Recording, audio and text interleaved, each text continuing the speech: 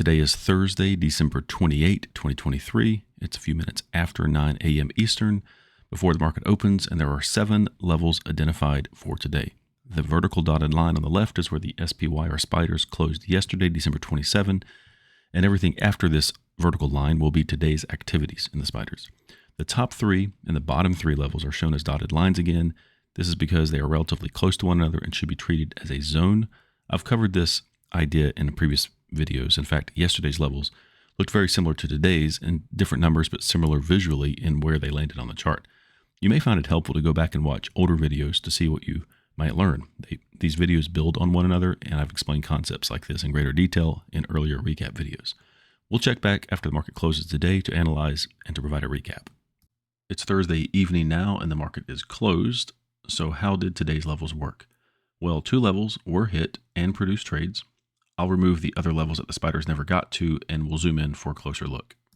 As you probably know by now, we're not interested in activating trades in the E-minis until after the 9:45 a.m. candle closes.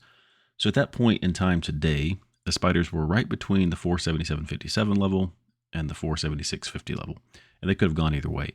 So with the 5-cent buffer applied, orders were in the system to sell E-mini contracts if the spiders touched 477.52, and to buy E-mini contracts if the spiders touched 476.55.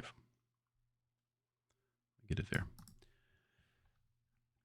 So with the 5-cent buffer applied, you can see where these levels were. They were keyed in the system, and there was a little flirting with this upper level starting around 10:50 a.m. when the spiders came close to but didn't reach 477.52. They came in within 3 cents or so for a couple minutes, but what you see here wasn't a real consolidation. It only lasted 3 or 4 minutes. The level is still valid. Plus, keep in mind that I have other charts with other time frames and indicators, as well as charts with other indices open, and I saw nothing out of the ordinary going on at this point. Obviously, the best scenario here would have been if the spiders came up into this 477.52 level quickly and pulled away enough to provide a base hit, like they usually do, but the level just wasn't satisfied at this time with this little flyby, so it was still on the table for later. And also another similar thing happened on the southern side when the spiders came down within a few cents of this 476.55 level. They played games down here for a few minutes and started to pull away, but like with the other level, this one wasn't satisfied at this point in time, so it was still good.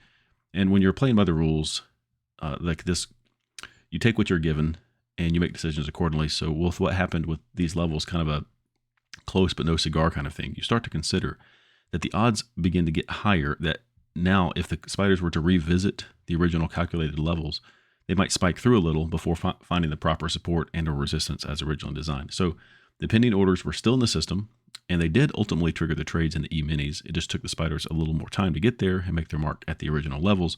And it's not too surprising to see this sort of wishy-washy price action in the spiders on slow and low volume days like today. And tomorrow, by the way, is likely to be a snoozer as well. I've probably already mentioned this before, but I'm not interested in putting money at risk on slow pre- and post-holiday trading days, so while I will do the analysis and plot the levels for tomorrow, I do not plan to trade.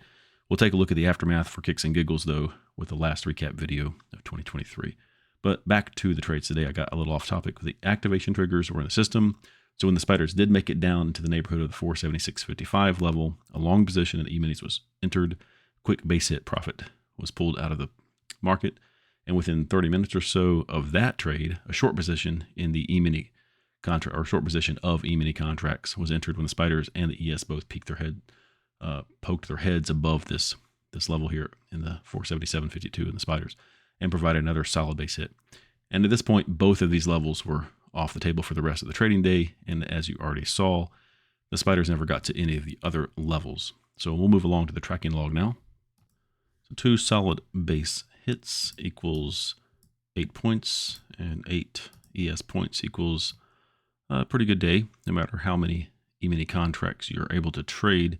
Again, this section of the log here is where you'd reference to see how much profit or loss you would incur based on the number of E-mini contracts traded here, 2, 3, 4, 5, and so forth. And by the way, this log now includes data from historical daily levels going all the way back to January 3, 2022, which was the first trading day of that year. So I'm just going to show you a little bit. And of course, it goes through 2023 up to this up to current time, current day.